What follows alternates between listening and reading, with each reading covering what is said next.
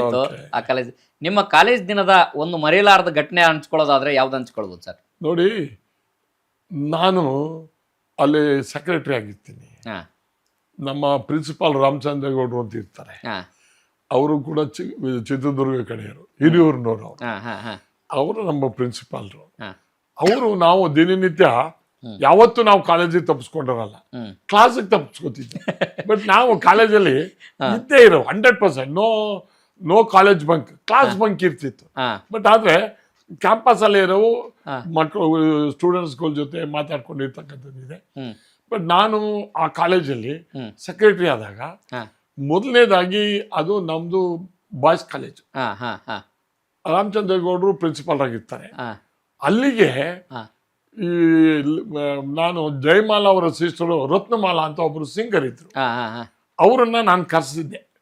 ರಾಮಚಂದ್ರೇಗೌಡರು ಕರ್ಸಕ್ ಕೊಡುದು ಲೇಡೀಸು, ಇಲ್ಲಿ ಹುಡುಗರು ಇರ್ತಾರೆ, ಗಲಾಟೆ ಆಗ್ತದೆ ಅದು ಇದು ಅಂತ ಅವರ ಒಂದು ಇದು. ನಾವಿದೆ ಸರ್, ನಾನ್ ಸೆಕ್ರೆಟರಿ, ನನಗ್ ಗೊತ್ತಿದೆ ನನ್ನ ಸ್ಟೂಡೆಂಟ್ಸು, ನಿಮ್ಮ ಸ್ಟೂಡೆಂಟ್ಸು, ನಮ್ಮ ಸ್ನೇಹಿತರುಗಳು ಏನು ಎತ್ತ ಅಂತೇಳಿ. ಬಟ್ ನಾನು I want to see different ಒಂದು ಇದನ್ನ ತೋರಿಸ್ಬೇಕು ನಾನು. ಸೊ ಅದನ್ನ ನಾನು ಮಾಡ್ತೀನಿ ಅಂತ ಹೇಳಿ ಅವರು ಒಪ್ಪದೇ ಇದ್ದಾಗಲೂ ಕೂಡ ಅವ್ರನ್ನ ಕರೆಸಿ ಒಂದು ಕಾರ್ಯಕ್ರಮ ಮಾಡಿದೆ. It was amazing. ಅವ್ರಿಗೆ ಖುಷಿ ಆಯ್ತು, ಏನೋ ಬೇರೆ ತರವಾದಂತ ಒಂದು ಇದನ್ನ ತಂದಿದ್ದಾರೆ ಅಂತ ಹೇಳಿ.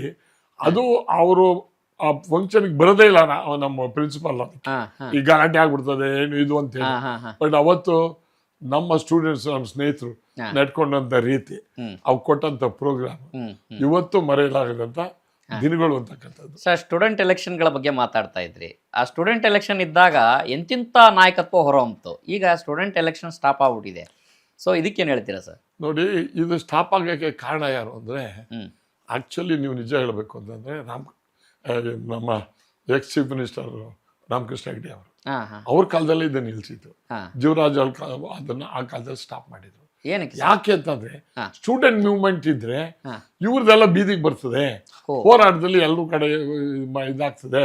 ಸೊ ಅದಕ್ಕೆ ಯೂನಿಯನ್ ಎಲೆಕ್ಷನ್ ಬ್ಯಾನ್ ಮಾಡ್ಬಿಟ್ರೆ ಸೊ ಇದರ ಆ ತರ ಸಮಸ್ಯೆಗಳೇ ನಮ್ಗೆ ಸರ್ಕಾರಕ್ಕೆ ಇರಲ್ಲ ಅಂತ ಹೇಳಿ ಅದನ್ನ ತೀರ್ಮಾನ ತಗೊಂಡು ಸ್ಟಾಪ್ ಮಾಡಿಸ್ತಾರೆ. ಬಟ್ ಆಕ್ಚುಲಿ ಅದ್ ಮಾಡಿರ್ತಕ್ಕಂಥದ್ದು ಭಾರಿ ತಪ್ಪು. ನಾವೆಲ್ಲ ಸ್ಟೂಡೆಂಟ್ ಮುಂದೆ ಹಲವಾರು ಶಾಸಕರುಗಳು ಸ್ಟೂಡೆಂಟ್ ಲೀಡರ್, ಬಟ್ ಈಗ ಜಿಲ್ಲಾ ಪರಿಷತ್ತು, ತಾಲೂಕ್ ಪಂಚಾಯತ್ ಇಂದ ಬರ್ತಕ್ಕಂಥದ್ದು ಇದಾರೆ. ಬಟ್ ಆದ್ರೆ ಆ ಕ್ಷೇತ್ರಕ್ಕೆ ಸೀಮಿತ ಆಯ್ತಾರೆ.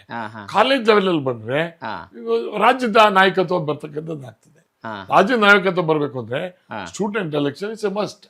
ನಾವೆಲ್ಲ ಸ್ಟೂಡೆಂಟ್ ಆಗಿ ಇದ್ಕೊಂಡು ಸ್ಟೂಡೆಂಟ್ ಎಲೆಕ್ಷನ್ ಬಂದು ಸೆನೆಟು, ಸಿಂಡಿಕೇಟು ಅವೆಲ್ಲ ಎಲೆಕ್ಷನ್ ಮಾಡಿ ನಾವು ಲೆವೆಲ್ ರೀಚ್ ಆಗಿದ್ದೀವಿ. ಹಳ್ಳಿಯವರು ಒಬ್ಬ ಅಂತಂದ್ರೆ ಅದು ಶಕ್ತಿನೇ ಸ್ಟೂಡೆಂಟ್ ಯೂನಿಯನ್ ಅಂತ. ಸರ್, ನಿಮ್ಮ ಮನೆಯ ಕೂಗಳತೆಯಲ್ಲಿ ಆರ್ಟ್ಸ್ ಕಾಲೇಜ್ ಇದೆ. ಕಾಲೇಜ್ಗಳಿಗೆ ಆಗಾಗ ಹೋಗ್ತಾ ಇರ್ತೀರಾ ಭೇಟಿಗೆ? 100% ಈಗಲೂ ಹೋಗ್ತಿರ್ತೀನಿ. ನಮ್ಮ ಹಳೆಯ ಸ್ನೇಹಿತರುಗಳೆಲ್ಲ ನಾವು ಅವಾಗ ಸೇರ್ತೀವಿ.